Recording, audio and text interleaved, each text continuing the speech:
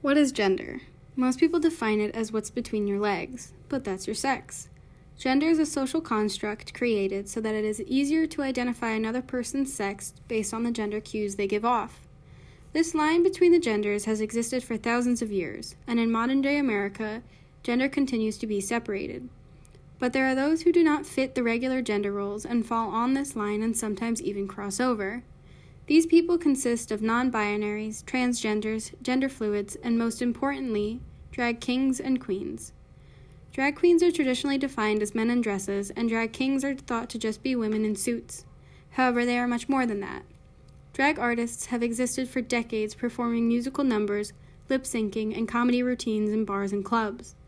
Nowadays, drag queens are all over TV, in advertisements, commercials, and even have their own show under the name of RuPaul's Drag Race. In this presentation, we will be defining gender through drag. Drag is more than just a job or a performance. It is a lifestyle that requires redefining one's pre-existing knowledge of gender and sexuality. Because gender and sex have been so deeply ingrained in one another, it is hard for many people to understand and comprehend that they are very different. As said before, gender is a social construct created so that the sexes were able to be differentiated easier. Sex is the biological differences, such as your chromosomes, genitals, and hormones. West and Zimmerman created the theory that gender is a performance that one puts on so that others are able to identify one's sex.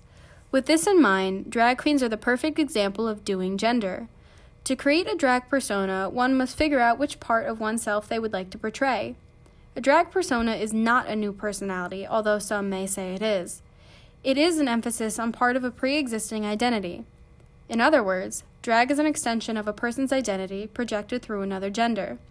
Similar to how you would act differently around different friend groups, one friend group might bring out a more energetic side, while another would bring out a more studious side, drag brings out the provocative, funny, enchanting, intriguing, and/or alluring side of a performer. Drag queens prefer to use female pronouns while still identifying as male. This can be confusing to most, but for the drag artist, identifying as their drag persona allows them to feel their more feminine characteristics while still being in tune to their male identity.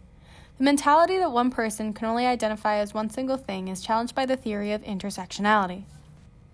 Intersectionality is the concept that one person identifies as all of their social identities, including their race, gender, sexuality, and class. As stated before, different friend groups elicit different actions and identities within yourself. So, under the idea of intersectionality, your identity would consist of all of those different identities in order to create you.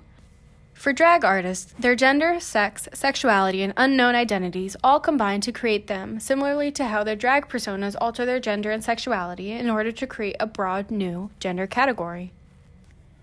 Drag performers are considered to be gender benders. However, in conjunction with gender bending and challenging gender expectations, they actually reinforce them. Any gender can be performed by anyone. Women can be drag queens just as men can be drag kings. However, drag is trademarked by the emphasis of highly gendered features. Drag queens often use padding, makeup, and restrictive clothing to emphasize their breasts, butts, and waists. Some kings and queens even use plastic surgery to aid them in the further masculinization or feminization of their bodies. These exaggerated gender body parts are what reinforce the gender roles while at the same time blurring the understanding of what it truly means to be a man or a woman. In conclusion, drag queens and kings, in and out of drag, are not just men or women. They can be considered a new gender or a variation of one, as gender is not a rigid two-part classification.